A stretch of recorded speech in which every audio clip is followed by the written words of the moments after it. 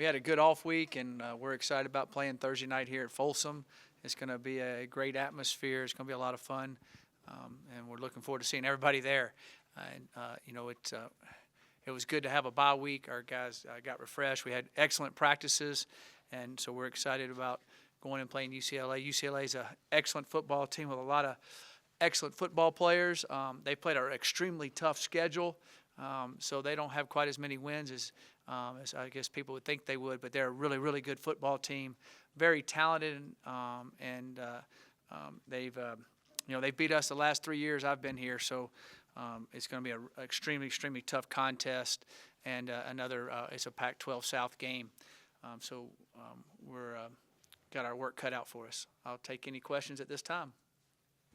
Might report out this morning that Josh Rosen done for the season. You guys, I'm sure, prepared for that eventuality. So what will you guys get from their quarterback spot? Well, Mike Pathpaul, he has really played well last week. And each week that he's played since he came in, because we've watched all the games, of course, he is making all the throws. He's doing a lot of good things. He's an older kid. He's a fifth-year senior, but he also went to prep school, so he's an older, mature guy. I guess he's around 23 years old probably after doing all that. So he is made a lot of plays, and their offense has changed a little bit with him. And it's been interesting to watch what they've done. And they threw the ball a ton. They've got great skilled athletes to get the ball in space. The young man Mike can get the ball out of his hand quick and easy. He can make all the throws, so it's going to be extremely tough for us. They threw the ball quite a bit against Utah. If they come out and want to throw the ball 70 times a game against you, what type of things do you do to prepare for something like that? Well, the number one thing is we've got to be able to pass rush.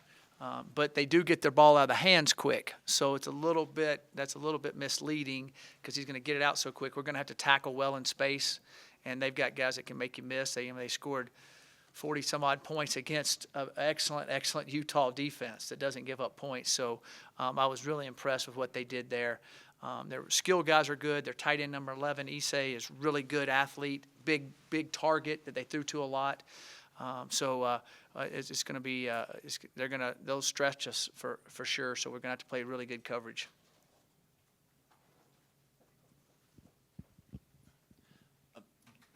Defensive tackles not always the guys that get a lot of recognition. Yeah. They're doing so much plug in the middle, and Jordan Carroll seems to have really stepped up even more this season. What have you seen from him that you like? Well, Jordan got stronger over the offseason. He's more powerful. He harasses the quarterback a lot, even though he might not have a lot of sacks. He's in the guy's pocket. He's making him move. And then he's done an excellent job on the run. Holding the linemen off for our linebackers, but being what we call stout in his gap. I've been very pleased with Jordan's improvement from last year, and I thought he played well last year. I thought he's played really well this year. Coach, yes. Stand so you can see me. Right. After Derek McCartney got hurt, you asked Ryan Moeller to kind of move up, play a little closer to the line of scrimmage. Right. He's a physical guy, but maybe a little undersized for that close line of scrimmage. But what did you see out of him that you felt confident to make that move, and how do you feel he's fared these last few games? Ryan's played really well. He really has. He's done a lot of excellent things, and he has made plays up on the line of scrimmage, made plays in the backfield. He's made plays covering. Ryan was a good fit for us there. We play so many teams that play a lot of spread type situations, or one tight end type with one back. So we were able to utilize his strengths there, and Ryan's played really well. He's extremely strong. When you get up to him, if he took his shirt off, you'd see how big and powerful he really is. He's he's about, I guess he's close to 210. And he's really an excellent athlete. And sometimes it's hard. He has an advantage a little bit when linemen pull out because he can dodge them and then get on them. And so it's a little bit different animal for them to try to block out there than a bigger guy that's always going to take you on. So I thought that he's done a very good job. It was a great move by Joe Tumpkin and Jim Levitt to go ahead and do that. We talked about it for a while. They brought it up. I was scratching my head thinking about it for a minute. I said, hey, let's go with it. It sounds like a good idea, and we went with it. It worked out well. Mike, going back to Jordan Carroll real quickly, he's played almost 400 snaps on the defensive line, which is about 70 more than your other linemen, anybody else. What does it take to play that many snaps in that position? It takes good stamina. The reason he's played more snaps than Josh and Samson is when we go to our nickel package, he has a little bit better first step on pass rush at a 3 technique. And so therefore, that's where we've used him, and he's helped us some in those pass rush areas. And so that's why he's played a few more snaps. He has a little bit better pass rush. Coach, any update on Davis Price and how he's coming back from mono? Yeah, he still has mono, and we've done some tests, and we'll do some more tests tomorrow or Thursday to see if he'll be able to play or not. But right now, it's still up in the air.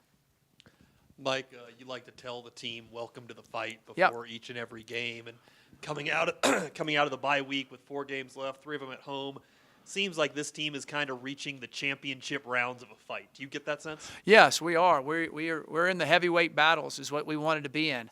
So we're there now, and so now we got to go perform in the heavyweight fights. And so the kids are excited about it. I'm excited about it.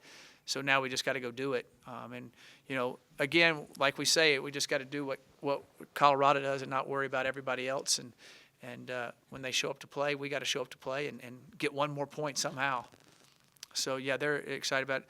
And we say welcome to the fight every day because every day's a fight in life. We parallel it to life and to football. And so I think they're getting it. Coach, have you decided who you'll be having returning punts this Thursday? Right now we have Isaiah Oliver will be returning punts.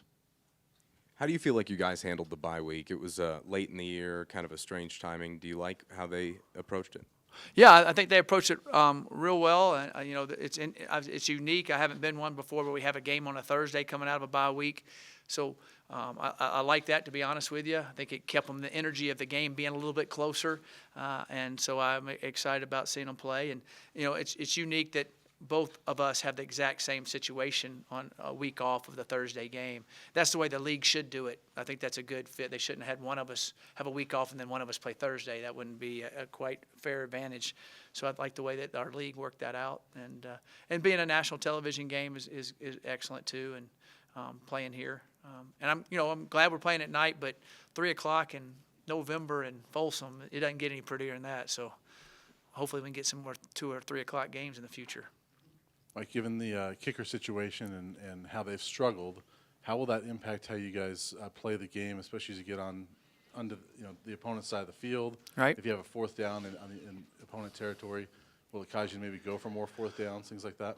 Yeah, that's an excellent question. It really depends on how the game is going and how we're doing. I'm not trying to cop out on the question. It also depends on the wind in our stadium. As you know, the wind swirls in Folsom at times. So we've got to really be alert to that.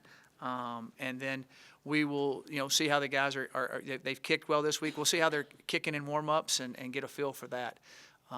But we definitely would like to score more touchdowns and kick field goals. So we'll look at that as the game goes along and the different situations we come into. As a follow-up to that, you have to consider all that more than you would have if, say, Diego. Yeah, you would, because Diego's leg was so strong. We didn't have to consider that as much. Mike, obviously, Cepho, the way that he's taken care of the ball has really stood out. Yep. He's played so efficiently, but I think that's the thing that's helped as much as anything is how well he's taken care of the ball. What do you see from him that has allowed him to step up in that regard even more? Reps, experience. He can see it, he can make it, and then if he does make a mistake, which he'll make one eventually, he'll be over it the next snap and ready to go again. He won't shy away a bit. So it's just his experience and his competitiveness, and he's seen so many things, and he studies film so well, and I think that's the best answer I can give you. He's just grown into it. Coach, back to the kicking for a little bit. Has Alex Kinney place kicked at all in practice this Yeah, week? he has place kicked in practice this week, and he has a very powerful leg. Just got to get him back into the rhythm of it to be consistent hitting it. But he has kicked in practice this week. Would you look first to Chris and then Alex, or how would that? Right now we'll look to Chris first, and hopefully that all goes really well. And then if it doesn't, then we would go to Alex. But Chris has had an excellent week. He's kicked better this week than he has any weeks that we had so far. And he's made some kicks in some games. He's done some things. He's just getting in that rhythm and getting out there and doing it.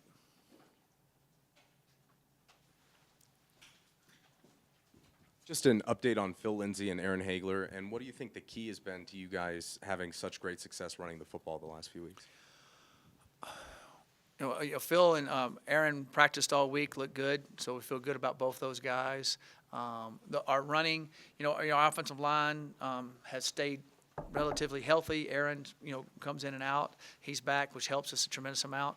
The other thing is we've done a good job of, hitting the holes well, good vision, running through arm tackles.